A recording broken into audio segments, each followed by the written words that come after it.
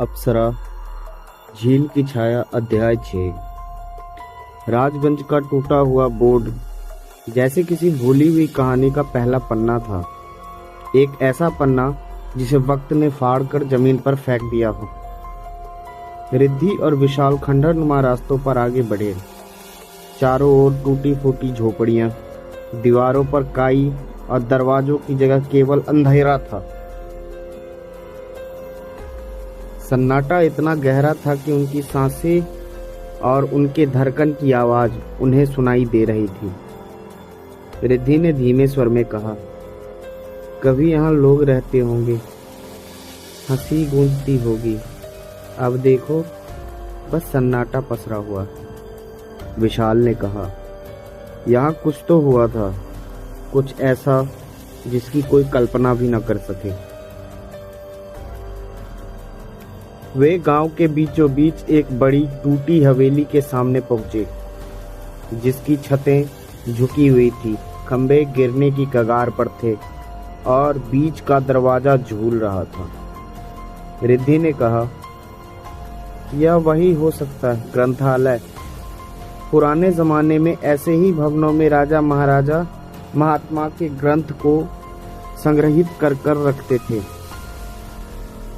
विशाल ने टॉर्च से अंदर रोशनी डाली। भीतर घना अंधेरा था। दीवारों पर जालें, फर्श पर धूल की मोटी परत और कुछ अलमारियां अब भी दीवार से सटी थी, लेकिन ज्यादातर टूट चुकी थी। अचानक रिद्धि को एक दीवार के पास एक लकड़ी का चौकोर बॉक्स दिखाई दिया। विशाल, देखो, यह कोई गुप्त पेटी लगती है। विशाल ने उसे खोला। अंदर कपड़ों में लिपटी एक मोटी सी किताब थी, जिसकी जिल्द पर लिखा था, त्रिनेत्र तंत्र, रहस्य और मोक्ष मार्ग। रिद्धि ने कहा, यही हो सकता है, जिसमें चित्रलेखा के श्राप का उपाय लिखा हो। रिद्धि ने उसे पढ़ना शुरू किया। चित्रलेखा की प्रेम कहानी।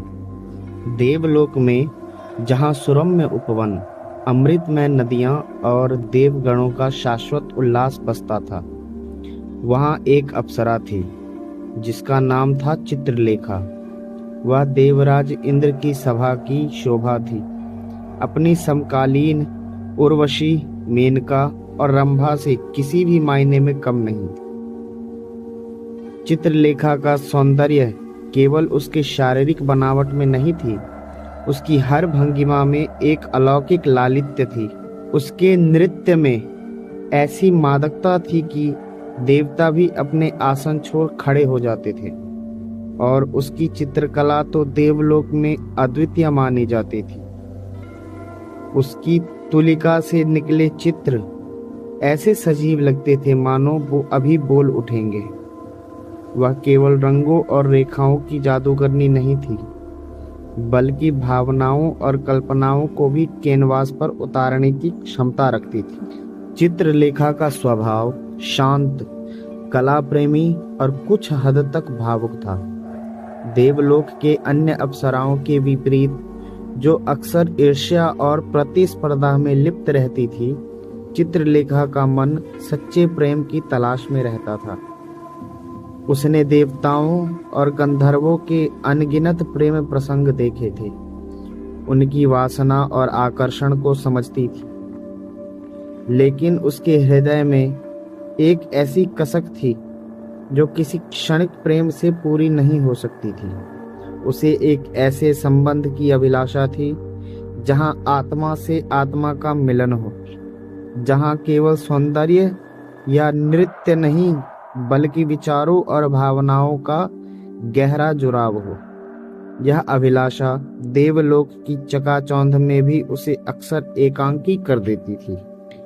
एक दिन देवराज इंद्र के आदेश पर चित्रलेखा को पृथ्वीलोक के एक विशेष अनुष्ठान में भाग लेने के लिए जाना पड़ा।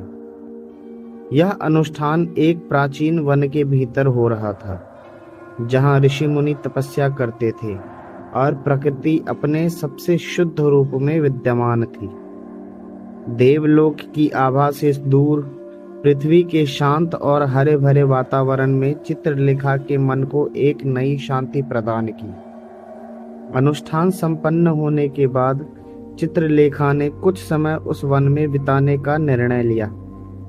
वह अक्सर एकांत में वन के भीतर स्थित एक निर्मल झरने के पास बैठकर अपनी चित्रकला का अभ्यास करती या बस प्रकृति की सुंदरता में खो जाती थी। डियर लिसनर्स, मैं आपका दोस्त और होस्ट ओम प्रकाश। यह कहानी अगर आपको अच्छी लग रही है तो कृपया लाइक करें, चैनल को सब्सक्राइब करें और बेल आइकन दबाना ना भूलें। और हाँ, कमेंट आपका बहुत ज़रूरी है मेरे लिए, जिससे मुझे पता चल सके कि मेरी कहानी अच्छी है या नहीं। कृपया कमेंट भी करें। धन्यवाद।